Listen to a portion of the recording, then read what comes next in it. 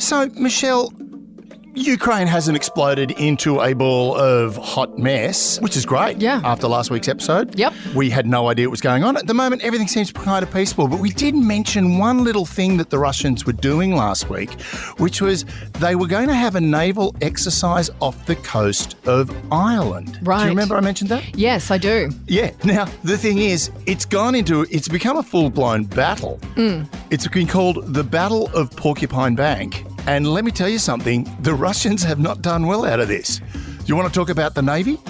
Well, I'd love to, but mostly I want to hear your Irish accent. Oh, there's plenty of those coming. You're listening to I Spied, the worm of Australian intelligence. Right, so you just slide it onto the hook. Ow, ow, ow, ow, ow, ow, ow. I just caught myself. Aren't we meant to be catching Navy ships? Ow!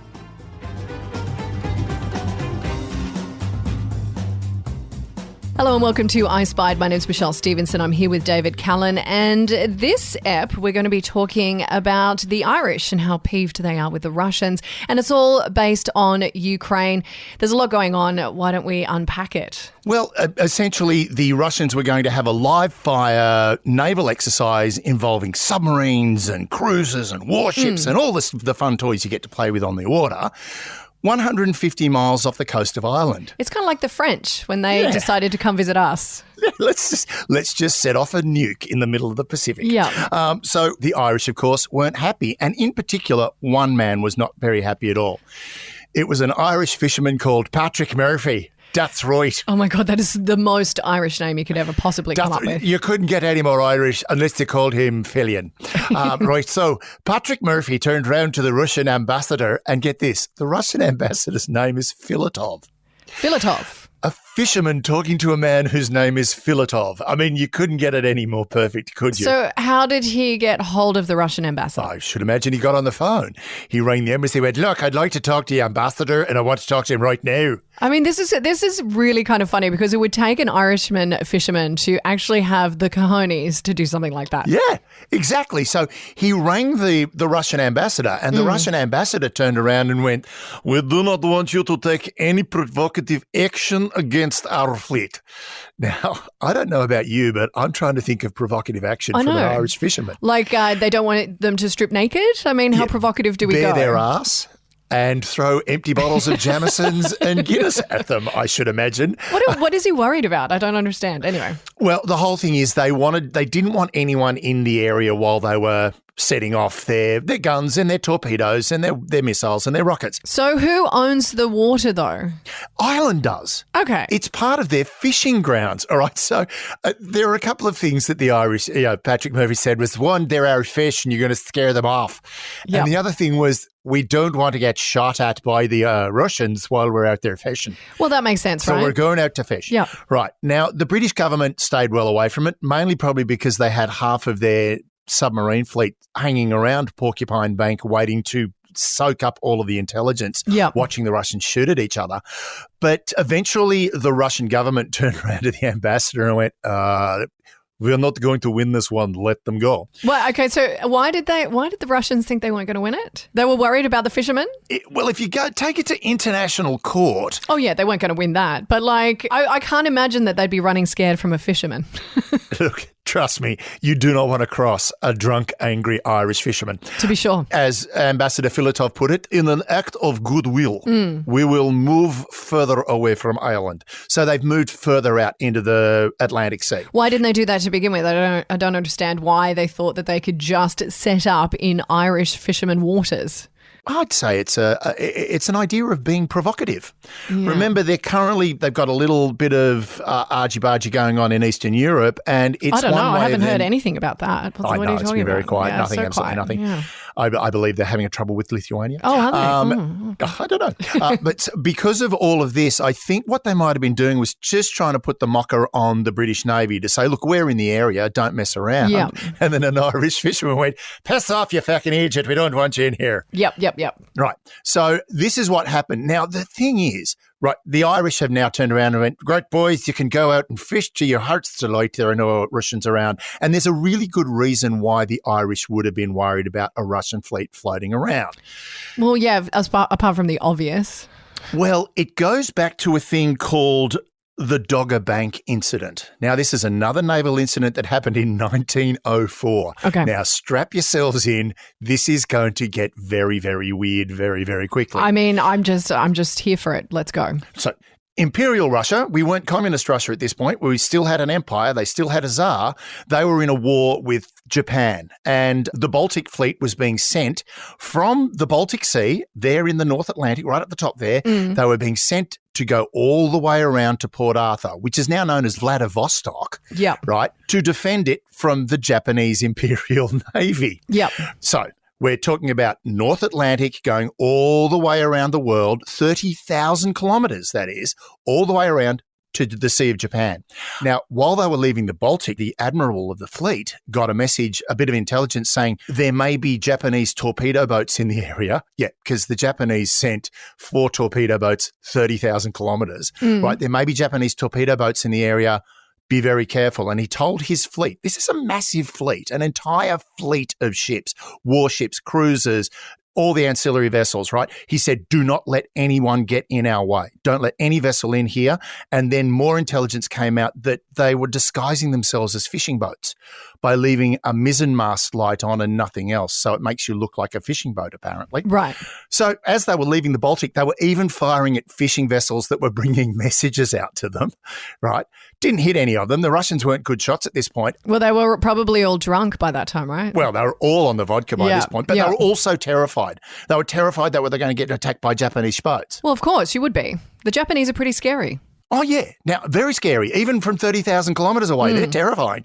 So they get out into the North Sea, having very, very cleverly avoided a minefield that didn't exist. They took all of these precautions, got out into the sea, and in a fog bank, a boat called the Kamchatka, right, which is it was a Russian vessel, said it was being attacked by basically a Swedish cruise liner that was just going past. And then the entire fleet got caught up in a fog bank, and someone saw 4 lights in the distance. Okay. They turned their searchlights on it and then turned their guns on these lights and then opened fire on a British fishing fleet. Oh, now they're from Yorkshire, right? They're good Yorkshire lads all out there fishing for cod, right? And the guns open up. Now their nets were down, so they couldn't maneuver. Oh, right. And for 20 minutes, the Russians fired on these fishing vessels. So at what point did they not realise that these people weren't firing back, so potentially they probably weren't the enemy? There was a little problem with the British not firing back. The British didn't fire back, but unfortunately some of the Russian ships fired on other Russian ships thinking they were Japanese ships. The Russians are really not doing well right now. Now, wait for it. In the 20 minutes, one ship alone fired 500 rounds. At itself? At its own ships? Well, out of the 500 rounds, 0 hit anything.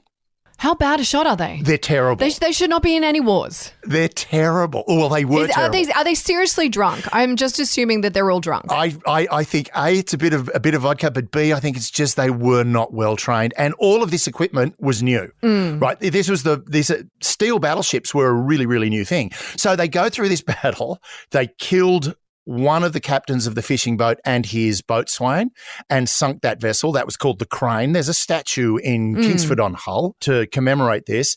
The British were less than pleased. Of course they would. Oh, and by the way, they also killed one of their own Russian Orthodox chaplains and a sailor on board the Aurora that got caught between 7 Russian ships, all that fired at it. Wow. Unmitigated disaster. Yeah. The British, and I love this quote. This is my favourite quote from it. This is from the Times at the time, the Times editorial. It is almost inconceivable that any men calling themselves seamen, however frightened they might be, could spend 20 minutes bombarding a fleet of fishing boats without discovering the nature of their target. Right. Now, at this time, Britain had signed a treaty with Imperial Japan. Okay. So the Russians were now doubly nervous because the British turned around and went, we are now going to send 28 ships out to dog your fleet all the way down the coast of Europe to the Mediterranean, right? So the British government turned around to the Russian government when you have questions to answer, we need to talk to your officers.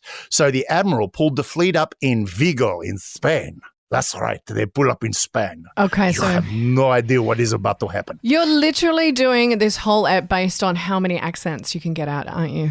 Oh, yeah. Wait. We're not finished yet. Okay, great. So we get to Vigo where the Admiral selects several officers he believes are culpable for what happened, and also a couple of officers who turned around and went, you are really a bad Admiral. They all got kicked off the boat to answer questions, and then he continued on into the Mediterranean. Now, remember I mentioned the boat, the Kamchatka? Yes, barely. There's so much has happened since then. I know. Don't worry. It gets better. It went missing. I feel like I need a Venn diagram as to what is going on right now. It's like an app within an app within an app. I'm like, where the fuck are we? Exactly. We're in the Mediterranean. Okay. Just off the coast of Tangiers. Okay. When the Kamchatka caught up with the rest of the fleet, having said that it had been attacked by Japanese ships and had fired upon all of them and had a great victory. Now, unfortunately, the boats that he hit were a Swedish merchant ship. Yeah, we're just trying to sell our reindeer skins and whale blubber. Okay. A German fishing trawler. Was ist das? Mein Gott. And, of course, a French schooner. Mon Dieu. Right? So these guys got attacked for no apparent reason. And then the Russians all gathered outside the Suez Canal only to discover that half their ships didn't fit. Okay, great. So then what were they going to do with them? Right. So one half went through the Suez Canal, the ones that did fit, and the rest of them had to go all the way around the coast of Africa, around the Cape of Good Hope, probably firing on everything on the way. And how long would that have taken? Probably about a week, 2 weeks. Longer, I would imagine. And then they all met up in Madagascar. Right, the fleet regathered in Madagascar and got drunk together. Sailed across the Indian Ocean, again shooting at anything that breathed, and arrived in the Sea of Japan, where the entire fleet was destroyed by the Japanese Navy in the Battle of Tsushima. So they all died. Yeah, pretty much. So it was like a suicide mission, and they were taking down everything in their path, basically. I think they basically got to the Sea of Japan and found that they had no ammo left. Yeah, right. Basically. Right. So this was the thing. A small fishing fleet basically destroyed the Baltic fleet simply by being where it was at the time. Now, the fascinating thing about this is you're like going, okay, how does this operate now?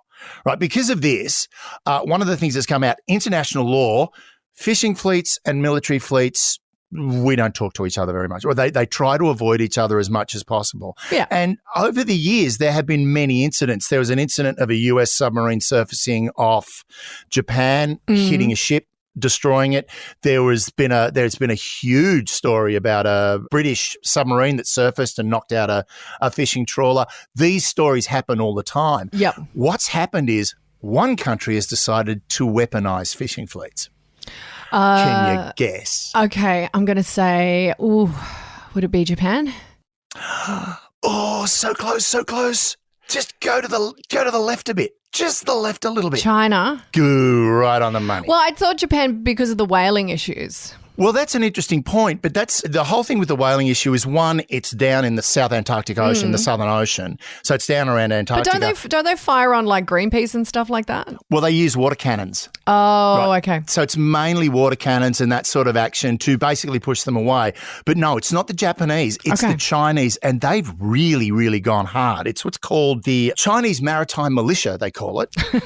Of course they do. Now, it sounds kind of cutesy and weird. No, or Maritime Militia, it sounds pretty freaking evil.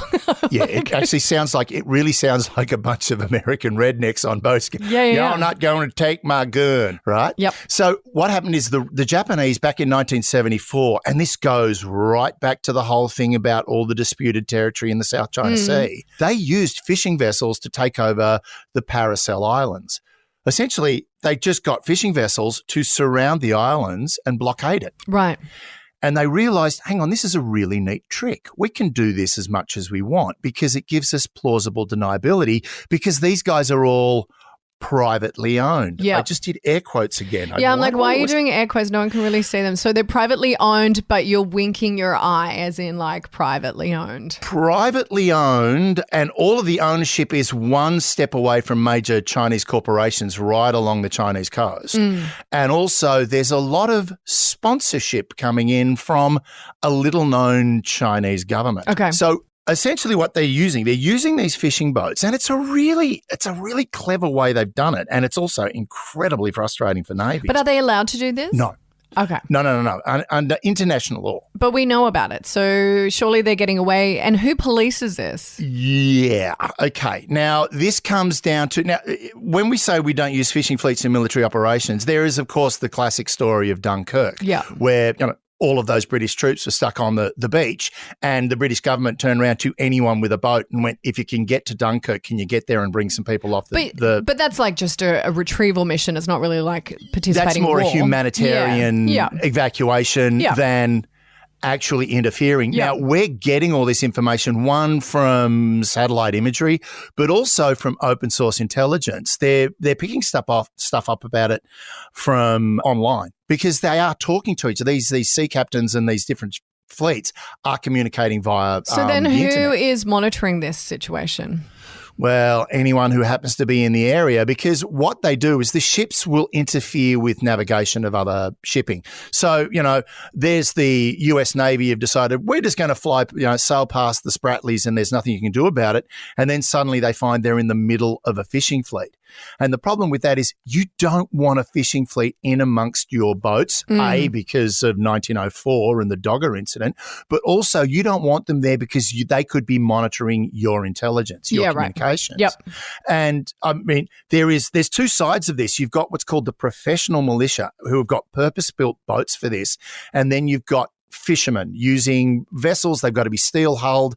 They're between 35 and 55 metres long, but also who knows what's sitting on that trawler? You don't know what communications they could have on board. You don't know what kind of monitoring equipment they could have on board. So they could be sitting there soaking up your intelligence as they blithely sail through your shipping lines. Right. So it's like a ruse. Yeah, and it's a brilliant ruse. And the brilliant thing about it is China can simply turn around and go, yeah, sorry, don't know what you're talking about. It's got nothing to do with us. Yep. And despite all of the open source intelligence pointing directly at the Chinese government, there is enough disconnect, there's enough plausible deniability for them to turn around and go, yeah, sorry, mate, private fishing vessel, nothing to do with us. So this is what we've suddenly discovered we've got going on. And I mean, this then starts to make you wonder when the Chinese send a fishing fleet down into the Southern Ocean under Australia, what else are they doing down there? Yeah, but so who is monitoring this? Is there a governing body that monitors the international waters, or is it just whatever country is closest? Like, how is this sorted? It would go through the international courts. Yes. It would go through things like the international courts. The UN would probably be looking at it. America would certainly be examining this, as Australia would have its eyes definitely on this. But again, because there is that disconnect, that one level of disconnect from the government, from the Chinese government, there's very little anyone can do other than try to prosecute the actual people on board. And, you catch a fishing captain who's been told by his boss, go out there and just get in the way of that American aircraft carrier. He's really not an asset. And again, this is the clever thing with good intelligence is you're always constantly trying to detach your intelligence asset from the organization running that asset, right? So again, using a fishing fleet's brilliant. As it goes, who knows where it's going to end. The big problem we have, and this is as it turned out with Ireland, when we go back to the thing that happened at Porcupine Bank, the Irish basically turned around and the fishermen were like, you're going to ruin our fishing, and you're destroying our livelihood. But the Irish government's argument was, this puts our fishermen at great physical risk because if you read it wrong, if your sensor readers are reading the information incorrectly, the next thing you think you're firing on a target drone, you're firing on a boat. Right. So we need to keep our people safe. Yeah. So, but they know that. Like, I do feel like the Russians were aware that they were very close to like some Irish fishermen. Like, I don't understand why they would have done that. I also don't understand why there's not some actual governing body that is kind of in charge of monitoring all of this international waters. I understand that, there are different countries that can get involved, but surely by now we would have sorted this situation out. I think that is indicative of the problem because once you're in international waters, it's pretty much no holds barred. Yeah, I get that, but like a lot of people are using the ruse of the international waters and then they dip into other countries' waters, and I think that's where the problem. Yeah, well, I mean, that was also the example during Operation Sabre, which is the big joint Australian-American operation that happens in northern Australia every 1 or 2 years. A Japanese monitoring vessel was sailing up and down the Queensland coast, right on our territorial waters. Right on the boundary. Yes. So I think that's 200 kilometres offshore. It's at 200 kilometres offshore, which with satellite coverage and a few other bits and pieces, more than enough for them to just literally soak up all of this intelligence that's flying around through the air, listening to satellite communications, long-range communications, all that sort of stuff. So, yeah, the whole idea of international waters, the problem comes down to that point is once you're in international waters, what are the rules? Yes, and I totally get that.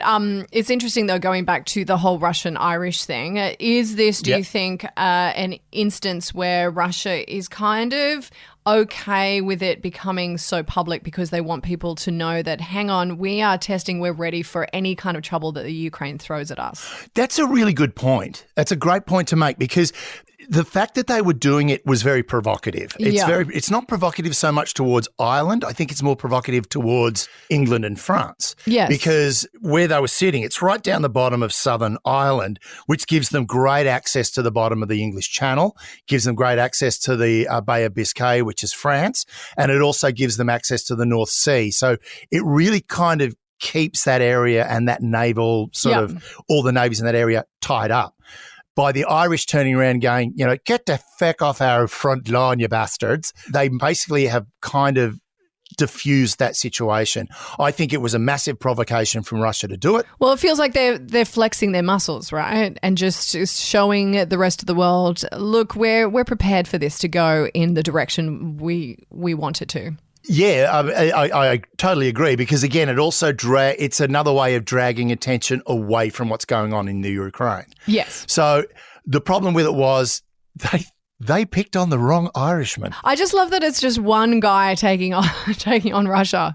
Well, there were a couple, but Patrick Murphy was the guy who led it, right? There was a group of them, and they were all from the same village in County Cork, right? I just love the fact that these Irishmen just rocked up to the embassy and went, we'd like to have a little word with you, and we're not going to go away till we get one. Let us in, or we're just going to sit here and start singing. And they did. So you've got Russia now pulling out. They've just gone deeper waters. They've continued to do the thing that they wanted to do anyway. Yep. We've got a whole bunch of stuff going on with China.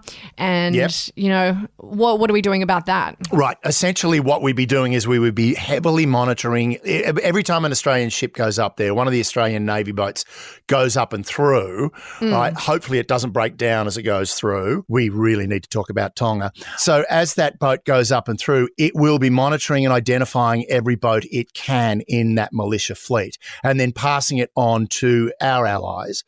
But beyond that, you can't fire on them. Right. Unless they take provocative action, you can't open fire on a fishing boat. The Russians proved that. It almost got to the point where Russia and the UK back in 1904, they nearly went to war over this. Yep. So if anyone was to open fire on a Chinese fishing vessel, you can guarantee it would not end well for them. So the whole thing we've got going on now, again, it's what we call grey zone.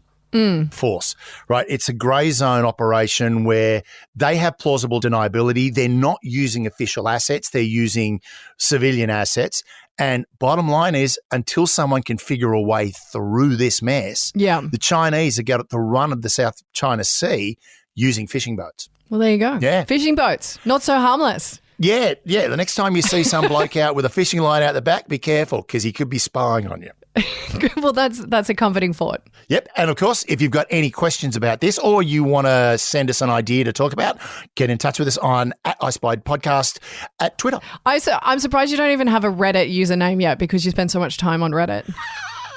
Oh my God. Yeah. I go onto Reddit, you put in like warship. Oh, why is there porn about this? It's like, come on, give me a break. I know. I think everyone needs to know that we were meant to be in the same studio today, but I feel like you got deep in some Reddit thread in your blanket fort and forgot to leave. I've been living in here for days. It's crazy. Maybe you need to air it out. It probably stinks. Yeah. I've actually made a purchase. I've got an extractor fan to try and get the hot air out. Great.